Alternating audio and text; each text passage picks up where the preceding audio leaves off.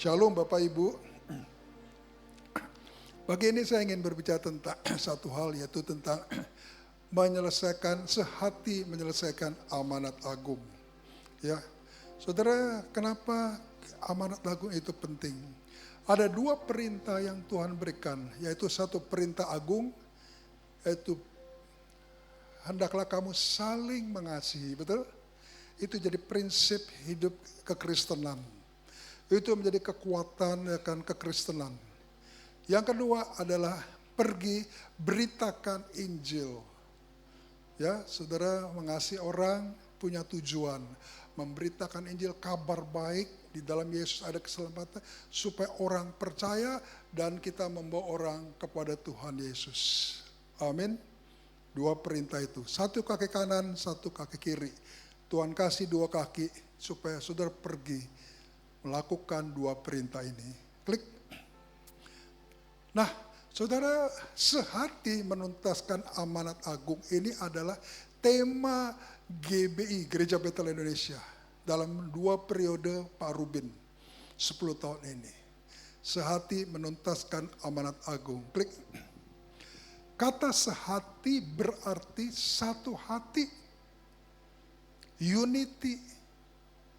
Satu tujuan menuju arah yang sama, tidak sendiri-sendiri, tidak bersaing dalam pelayanan, saling mendukung satu sama lain.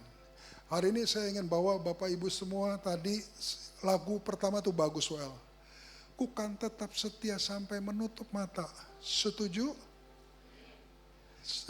Saya sering loh dengar, lagu-lagu Well tuh dahsyat-dahsyat gitu. Allahku luar biasa. Begitu hari Senin, dekat sedikit masalah sedikit, patah gitu. Baru kemarin nyanyi, Allahku luar biasa.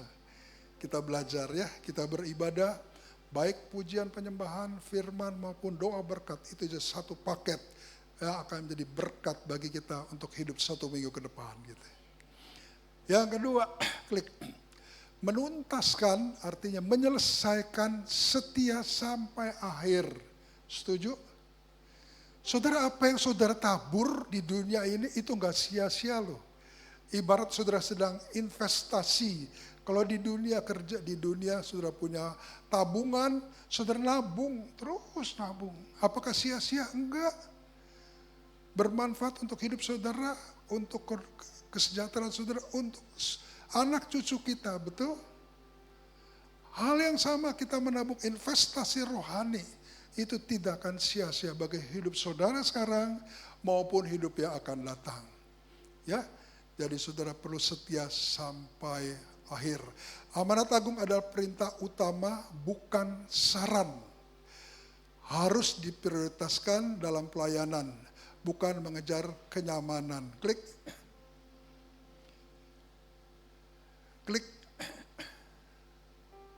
Ya, jadi amanat agung itu di dalam Matius 28 ayat 19 sampai 20. Itu ada 4 langkah ya. Di sini dikatakan Matius 28 ayat 19 dan 20. Pergilah beritakan Injil. Nanti pelan-pelan saya akan kasih sedikit gambaran bagaimana memberitakan Injil.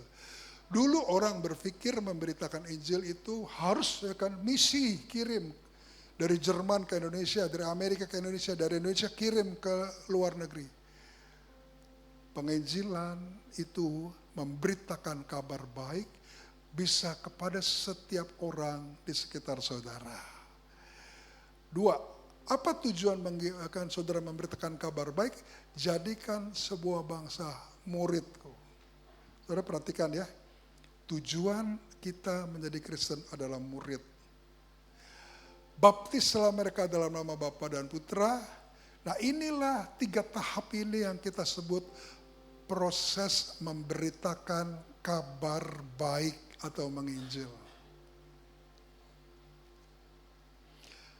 Ajarlah mereka melakukan segala sesuatu yang telah aku perintahkan kepadamu. Itu yang kita sebut proses pemuritan. Klik, nanti pelan-pelan saya bukakan lebih dalam lagi. Amanat agung adalah perintah agung dari Tuhan Yesus sebelum ia terangkat ke surga. perintah ini harus dilakukan oleh setiap orang Kristen pengikut Kristus. Nah, di sini dikatakan, jika engkau mengasihi aku, kamu akan menuruti perintahku. Setuju? Setuju? Saudara mengasihi Tuhan? Saudara mengasihi Tuhan? Tadi kita nyanyi sama-sama, betul? Mengasihi Tuhan sampai menutup mata. Jika seseorang mengasihi aku, ia akan menuruti firman-Ku. Dan Bapa-Ku akan mengasihi dia, dan kami akan datang kepadanya dan diam bersama-sama dengan dia. Saudara, saya mengajak saudara, saya melatih jemaat saya juga harus belajarlah, belajar mengasihi Tuhan. Saya tahu hari-hari ini tekanan kehidupan ekonomi, tekanan tuntutan pekerjaan, sehingga saudara harus fokusnya kan cari uang. Sehingga prioritas hidup saudara cari uang, bukan Tuhan. Di mana-mana begitu. Tapi di tengah tekanan yang terjadi, sikap hati kita tetap benar di mata Tuhan. Tuhan, aku tetap mengasihi Engkau lebih dari segala sesuatu. Yang setuju katakan, amin. Sebaliknya, barang siapa tidak mengasihi aku, ia tidak akan menuruti firman-Ku. Setuju gak? Setuju gak? Kalau istri bilang, Pak, aku sayang sama kamu, mengasihi kamu, istri pasti nurut sama suami. Betul? Suami kalau mengasihi istri, suami juga setia sama istri. Setuju gak? Ya jangan, Ma, aku sayang sama kamu, kaulah segalanya. Hari Senin ada yang lain gitu ya. Iya, hanya WA kok Om, sama WA saja kok Pak, Mam. Di mata Tuhan, WA sekalipun, imajinasi sekalipun, kita sudah berdosa. Betul? Kita tidak setia. Klik. Nah, saudara, ternyata kalau kita setia sama perintah Tuhan, itu ada upahnya, saudara. Setuju? Ya, tadi katakan investasi hidup saudara bukan hanya investasi duit loh. Sekarang kan ada badan investasi, betul? Ya, ada investor yang berkuasa sekarang di dunia global. Dia punya uang, dia bisa investasi. Kenapa dia investasikan? Karena dia tahu investasinya itu akan bermanfaat. Saudara, rohani juga, kehidupan rohani juga ada investasi. Yes. Nah, gembalakanlah kawanan domba Allah yang ada padamu, maka apabila gembala agung, ia akan menerima mahkota kemuliaan yang tidak dapat layu. Tuhan sediakan mahkota bagi saudara dan saya, Bapak Ibu. Saya renungkan panjang-panjang. Kalau presiden kasih saudara lencana kesetiaan 30 tahun, saudara pasti bangga, betul? Lencana bintang 1 Mahaputra, oh saudara bangga, Taman Makam Pahlawan. Bagaimana kalau Tuhan Yesus sediakan mahkota buat saudara? Apakah saudara tidak bangga?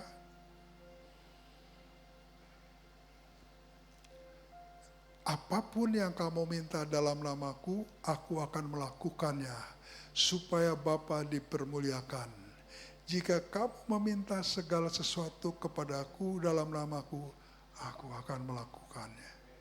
Tuhan janji loh sama saudara loh. Kalau saudara setia, dia juga setia. Kalau saudara setia, dia setia. Apa yang saudara butuhkan, Tuhan sediakan. Amin. Nah, sebaliknya ada tuntutan pertanggungjawaban bagi orang yang tidak melakukan. Masa bodoh lah, gue sibuk ngurusin ya kan rumah tangga, sibuk dengan masalahnya. Saudara, satu kunci yang saya ingin beritakan. Kalau saudara fokus sama Tuhan, masalah tetap ada, tapi Tuhan bantu saudara menyelesaikan masalah saudara. Tapi kalau saudara fokus ke masalah saudara tidak akan pernah akan selesai dan tidak ada pertolongan dari Tuhan. Di tempat saya ada satu keluarga kakak beradik. Awalnya 3 kakak beradik ini Kristen semua. Tapi setelah menikah, yang satu tetap jadi Kristen, jadi pengerja kami, yang 2 jadi mualaf. Waktu berjalan, setelah 24 tahun, dari 3 keluarga ini, 2 udah hancur, cerai. Tapi yang satu masih tetap. Masalahnya ada sama-sama, sakit penyakit mereka alamin di tiga keluarga ini. Tapi saya tanya, kenapa kamu bisa bertahan? Karena ada Tuhan menyertai hidup kami. Saudara, saya percaya kalau ada Tuhan, ayo kita beri kemuliaan buat Tuhan Yesus ya. Jangan malu-malu, serius ya. Perhatikan kalau ada Tuhan di dalam hidupmu, masalah tetap ada, tapi pasti ada kekuatan, pasti ada penghiburan, ada penyertaan Tuhan. Yang setuju katakan amin. Tapi kalau saudara masa bodoh terhadap Tuhan, ya gak apa-apa. Hidup saudara ya seperti ini. Dan di 2 Korintus 5 ayat 10, 2 Korintus 5 ayat 10. Sebab kita semua harus menghadapi tahta pengadilan Kristus. Supaya setiap orang harus memperoleh apa yang diterimanya. Saudara perhatikan baik-baik. Ini prinsip ya, rencana Allah yang maha agung. Bagi seluruh manusia, entah Kristen, Islam, Buddha, Konghucu, ateis, apalagi itu aliran kepercayaan atau apapun, termasuk komunis sekalipun. Ada satu, ada salib Kristus, pengorbanan Kristus di kayu salib, pasti ada penghakiman. Kita perlu tahu nih, ya jadi kita nggak bisa masa bodoh ya. Saudara nggak ngerti, tapi hari ini saya kasih pengertian. Ada penghakiman. Setiap orang satu-satu. Kalau Tuhan tanya, apa yang kamu buat untuk aku? Gak bisa jawab kita. Tapi kalau kita setiap melakukan perintah Tuhan, sebelum Tuhan tanya, Tuhan udah tahu. Tuhan hanya katakan, jempol. Setuju? Siapa yang mau dijempolin sama Tuhan Yesus? Siapa yang mau angkat jempolnya ke atas? Serius. Saya percaya di sini luar biasa. Amin. Gak usah ditanya apa yang kamu buat untukku, enggak. Dari jauh Tuhan udah senyum sama saudara. Kamu memang muridku yang luar biasa. Klik. Nah, saudara, kalau GBI mencanangkan, menuntaskan, menyelesaikan amanat agung. Amanat agung itu ada 2. 1, memberitakan Injil kepada orang yang belum percaya. Dan satu lagi, nanti saya akan lebih jelaskan lebih detail. Ya. Nah, memuridkan. Oke. Alkitab mengajarkan bahwa amanat agung itu ada targetnya, saudara. Ya terus saja berjalan, terus saja. Enggak ada targetnya. Nah di dalam Injil, di dalam Matius 24, ya kan di situ dikatakan, ya ini target nih ya. Yesus duduk di atas bukit Zaitun, Matius 24 ayat 24 ayat 3. Ketika Yesus ada di Bukit Zaitun, datanglah murid-muridnya dan bercakap-cakap sendirian dengan dia. Katakan kepada kami bila manakah itu terjadi dan perhatikan baik, apa tanda kedatanganmu dan tanda kesudahan dunia. Yang pertama, bila mana itu terjadi, itu sudah terjadi. Yaitu keruntuhan bait suci. Tahun 70 Masehi itu Jenderal Titus menghancurkan, membumi hangus, membakar habis rata bait suci. Sekarang tinggal tembok ratapan tembok luar. Sudah terjadi. Tapi dua hal yang belum terjadi. Tanda kedatanganmu dan tanda kesudahan dunia. Sudah nangkep ya? Jadi ini jalan terus nih. Terus, nah sampai di sini sekarang kita. Nah, apa sih tanda kedatangan Tuhan Yesus? Saya bicara kedatangan Tuhan Yesus deh. Tanda kedatangan Tuhan Yesus. Sebelum tanda kesudahan. Matius 24 ayat 14. Injil kerajaan Allah harus diberitakan ke seluruh dunia. Setelah itu baru tiba kesudahannya. Klik. Kenapa tahun 2033 dijadikan target? Ternyata ini bukan rencana satu gereja, bukan rencana Niko Nyotore Harjo, yang kan banyak di YouTube tuh. Wow, ini pendeta sesat nih, nabi sesat nih. 2033 kiamat. Bukan begitu. Dia tidak bilang begitu. Ini banyak hamba-hamba Tuhan, banyak gereja-gereja di seluruh dunia, organisasi-organisasi besar, ya, World Prayer Center, terus kongres gereja-gereja Injili, gereja-gereja Pantekosta di seluruh dunia, itu sepakat bahwa target amanat agung harus selesai. Kapan? Nah, ini gereja-gereja seluruh dunia setuju. Tahun 2023 itu target kita yuk berusaha untuk menyelesaikan amanat agung. Karena tahun 2033 itu 2000 tahun kematian Yesus, 2000 memperingati tahun kebangkitan Tuhan Yesus, 2000 tahun amanat agung disampaikan, udah 2000 tahun nih, masa nggak selesai-selesai sih? Harus selesai. Kalau nggak Yesus nggak datang-datang. Harus selesai. Dan Yesus harus datang. Tahun 2000 adalah tahun kenaikan Tuhan Yesus, dan tahun 2033 ada 2000 tahun pencurahan Roh Kudus Pantekosta dan gereja, ulang tahun gereja yang ke-2000. Hari ini kita mau memperingati ulang tahun Pak Wakil Gembala Pak Paulus Purwanto ya. Ya kan? Benar gak ya? Saya tebak-tebak aja. Ya ulang tahun ya. Yang keberapa Pak? Jangan semalu-malu lah, Tuhan Yesus aja gak malu. Hah?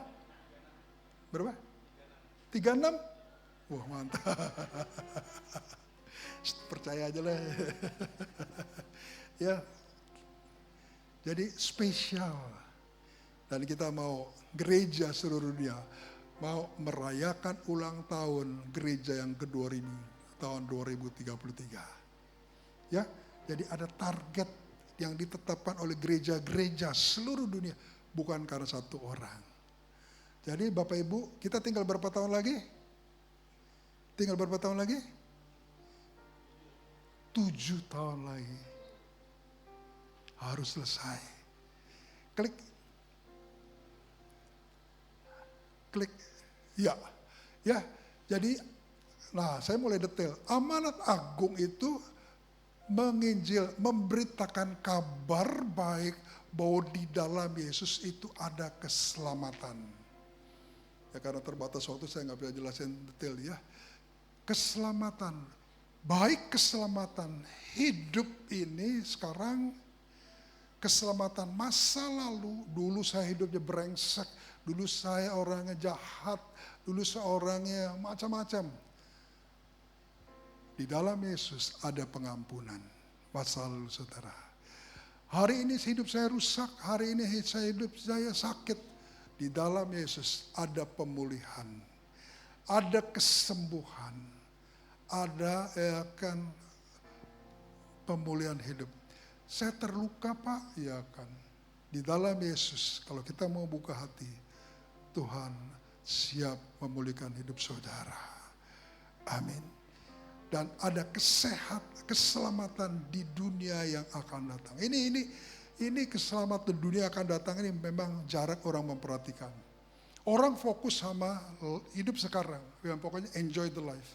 Tapi jarang orang memikirkan kehidupan yang akan datang. Padahal kehidupan yang akan datang itu kekal. Triliun-triliunan tahun udah tidak dibatasi lagi. Ya, jadi pesan itu. Saudara, menginjil, memberitakan kabar baik itu bukan hanya kepada orang yang belum percaya, belum mengenal Tuhan. Saudara perhatikan nggak? Ada banyak orang Kristen yang terbuang, terhilang, terluka, tersesat, tersisih, terpinggirkan dari Yesus. Ada banyak sekarang loh. Yang gak ke gereja, yang udah jauh dari Tuhan. Tadi yang saya cerita, kakak adik 3 orang, 1 tetap setia, 2 udah jadi seberang. Dia pernah Kristen, kecil guru sekolah minggu. Saya pikir dia juga perlu diinjili loh. Perlu dijangkau. Dan saya percaya saudara dan saya bisa dipakai Tuhan. Menjangkau mereka. Klik. Kenapa sih kita harus menginjil? Alkitab mengatakan semua manusia telah berbuat dosa. Setuju gak? Upah dosa adalah maut, kematian. Dan orang yang hidup di dalam dosa, hidup di bawah kutuk dosa. Sampai hari ini. Dia boleh kaya. Dia boleh segala-galanya punya. Tapi ada sesuatu yang kurang di dalam hidupnya. Amin. Betul lah kita berkatakan, manusia yang hidup di bawah dosa, di dalam dosa, di luar kelihatan indah, tapi dalamnya rusak. Nah itulah sebabnya saudara dan saya harus menginjil. Yang setuju katakan, klik cepat aja.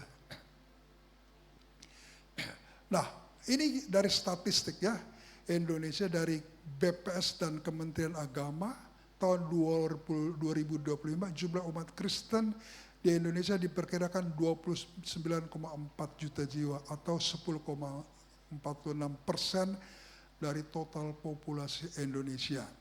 Klik. Nah, saya dapat data rinci nih. Dari BPS dan Kementerian Agama, ini dari Kementerian Dalam Negeri per tahun 2025. Nah, saudara kira-kira bisa baca ini. Jumlah Kristen 29,9, gak beda ya, gak beda. Atau 10,44, betul sama BPS, Departemen Agama, Departemen Dalam Negeri, tiga-tiganya mirip, sama. Hanya 10%. Klik. Nah, dari 10% itu, ternyata pertambahan umat orang Kristen itu bertambah karena pertumbuhan biologis. Kita punya anak kan, kita punya cucu, anak kita Kristen, cucu kita Kristen. Sementara di luar juga bertambah juga, ada anak kan semua. Hanya 1,7%, Bapak Ibu. Kalau gereja bertumbuh di sana sini, itu karena apa? Karena perpindahan jemaat. 45,7%. Jadi masih sedikit. Klik. Nah, khusus untuk anak muda. Ya. Anak muda, generasi Z itu sekarang menghabiskan 6-8 jam waktu mereka setiap hari di dunia medsos, media sosial. WhatsApp, YouTube, TikTok, Instagram, Facebook. Mereka berkomunikasi di situ. 6 sampai 8. Jadi kalau dibilang pergi beritakan Injil, khusus anak generasi muda, saudara harus masuk di dalam dunia medsos. Ini lahan untuk menjangkau anak-anak muda. Klik. Nah, sekarang bicara soal penginjilan, yaitu membawa orang untuk mengenal Tuhan Yesus supaya hidupnya berubah. Saudara nangkep ya, penginjilan itu. Yang kedua, ini bicara pemuritan. Saudara, pemuritan itu untuk apa sih? Saudara datang ke sini, saya percaya kita semua orang sudah percaya Tuhan Yesus. Setuju? Tapi saudara pernah nggak refleksi bahwa apakah saya itu sudah murid Kristus? Coba kita masing-masing refleksilah. Pemuritan adalah suatu proses untuk mendewasakan orang percaya, supaya kita mengalami kehadiran Tuhan dalam hidup saudara. Saudara, saya ingin saudara mengalami kehadiran Tuhan setiap hari. Saudara punya pengalaman hidup berjalan bersama Tuhan Yesus setiap hari. Kalau saudara punya ini, saya percaya meskipun doa saudara belum dijawab, meskipun masalah saudara tetap ada, tapi jujur, tiap hari Tuhan menyatakan kasih-Nya, Tuhan menyatakan berkat-Nya, Tuhan menyertai hidup saudara. Saudara tahu, bukan belum dijawab secara penuh, tapi bertahap menuju kepenuhan jawaban doa saudara. Itu yang Tuhan sedang kerjakan. Kalau kita mau berjalan bersama hidup Tuhan. Tujuan kenapa sih Tuhan izinkan semua hari-hari ini? Hari-hari ini ke depan dunia digoncang-goncang Bapak Ibu. Semua. Jadi yang punya masalah seluruh dunia, global. Kita bersyukur di Indonesia masih bisa seperti ini. Tujuannya apa sih? Satu, supaya hidup saudara bergantung sama Tuhan. Supaya hidup kita berharap sama Tuhan. Supaya kita intim sama Tuhan. Amin. Doa saudara belum dijawab itu bukan karena Tuhan gak mau jawab. Tapi Tuhan tuntun saudara tahap demi tahap. Supaya saudara melihat kebaikan Tuhan hari lepas hari. Tuhan melatih kita supaya hidup pikiran dan perasaan kita seperti pikiran Kristus. Ini proses. Ya. Tujuan akhir pemuritan memiliki karakter seperti Kristus. Yang setuju katakan amin. Klik. Sekarang saya mau bicara nih. Kenapa proses pemuritan itu penting? Realitas dalam gereja kita. Itu di hidup kita orang Kristen itu ada keterpisahan hidup beribadat dengan hidup sosial. Setuju gak? Perhatikan baik-baik nih ya. Semakin orang kelihatannya rohani, semakin rohani, keterlibatan akan kehidupan sosial semakin berkurang.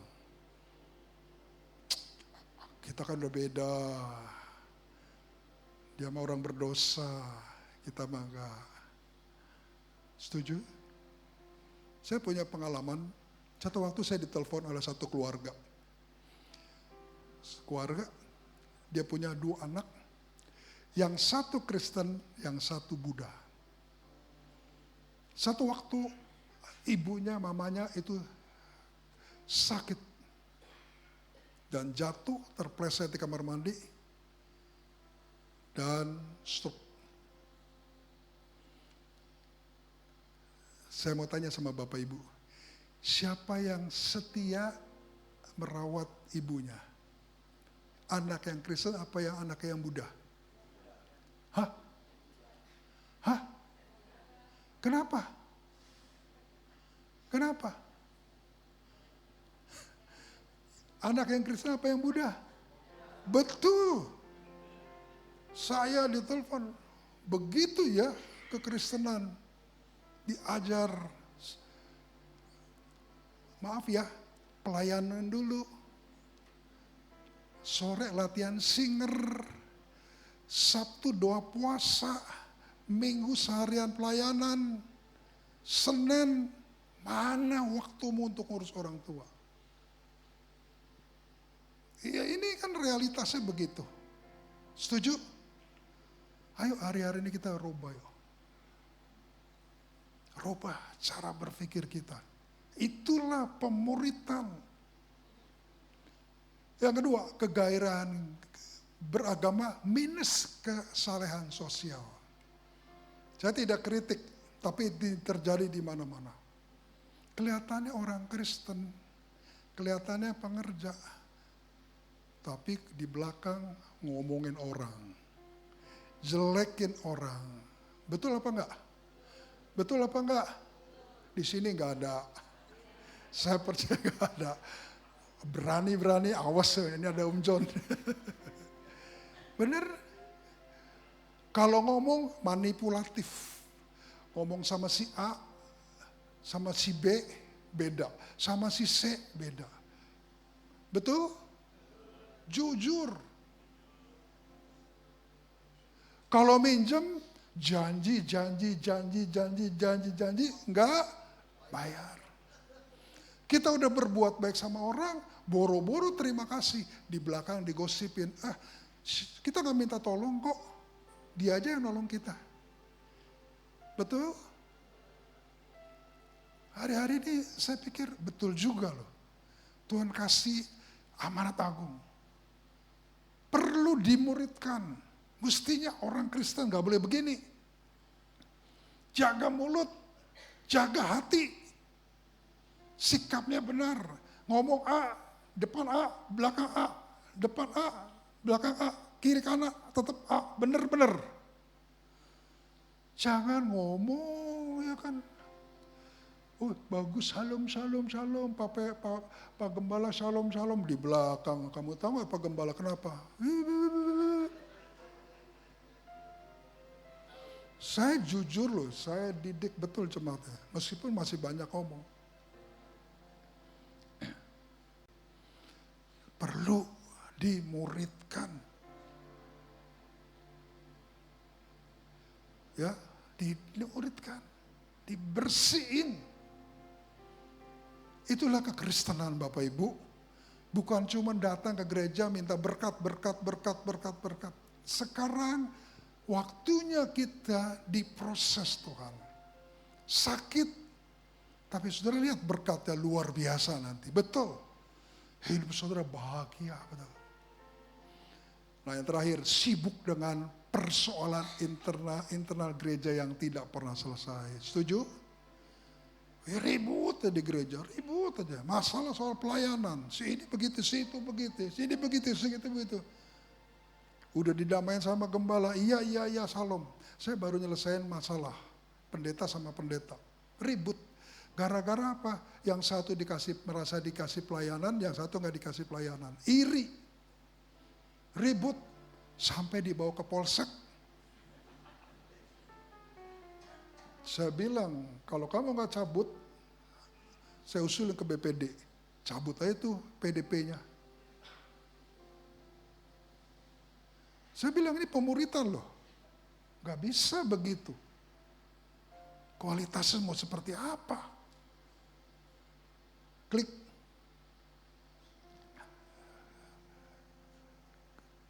Bisa. Nah ini ya di gereja banyak yang mana ya menurut Bapak Ibu bener gak nih? Hah? Yang mengkritik banyak banget. Gitu ya.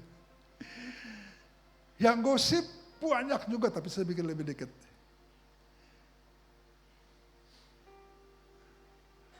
Untuk ikut campur tangan lebih sedikit lagi. Yang memberi semangat lebih sedikit lagi. Tapi yang berkata, Pak Gembala, ini aku, pakai saya. Apa yang saya bisa bantu? Sedikit. Setuju? Makanya perlu dimuridkan. 9 menit lagi. Klik. Ya. Nah, ini kalau ada keluarga yang krisis. Iya kan? Ini paling senang gosip. Gereja yang benar bukan hanya paling keras menentang perceraian. Pokoknya Kristen kagak boleh cerai. Kagak boleh cerai. Orang bukan tidak butuh sikap seperti itu. Orang butuh hati yang menyembuhkan. Amin. Setuju? Setelah datang, doakan. Ayo suami istri rukun, bimbing dia. Satu keluarga saja. Satu saja saudara matan. Seisi surga bersorak-sorai. Itulah penginjilan memenangkan satu keluarga. Klik. Nah, di Jawa Barat ternyata dari tahun 2024 statistik perceraian 7 provinsi yang paling tinggi ternyata di Jawa Barat, Bapak Ibu. Di tempat kita. Ini BPS loh ya, bukan saya ya, BPS. Betul.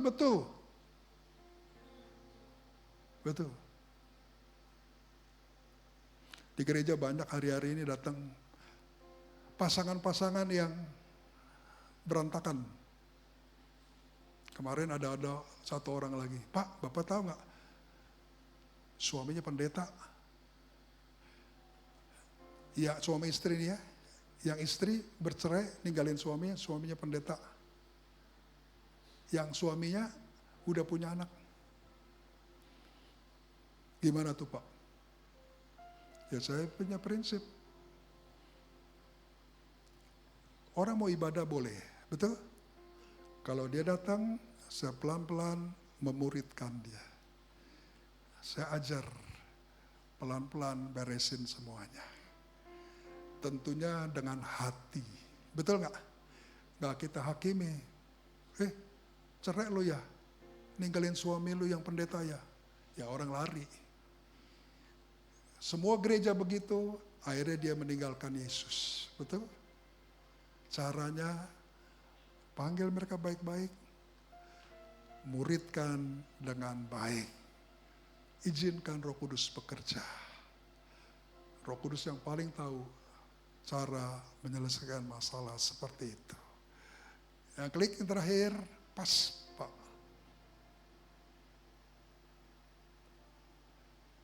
Nah, terakhir, target saudara di pemuritan adalah target orang percaya menjadi murid. Jadi Bapak Ibu nggak cukup puas sampai hanya datang seminggu sekali ke gereja. Tuhan mau kita terus bertumbuh. Tuhan mau kita terus berkembang hingga kita menjadi murid. Saya undang worship leader Singar bisa maju ke depan. Ya 45 menit pas.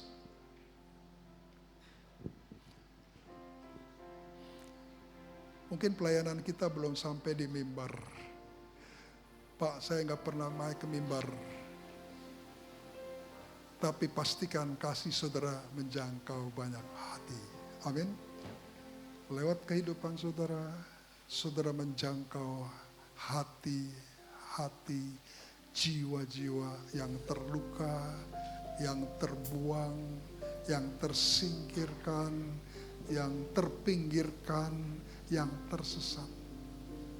Saya percaya saya dan Pak John terbatas. Tapi Bapak Ibu semua bisa lakukan tidak terbatas. Amin. Bapak Ibu dipakai Tuhan. Bapak Ibu dipakai Tuhan untuk melakukan amanat agung.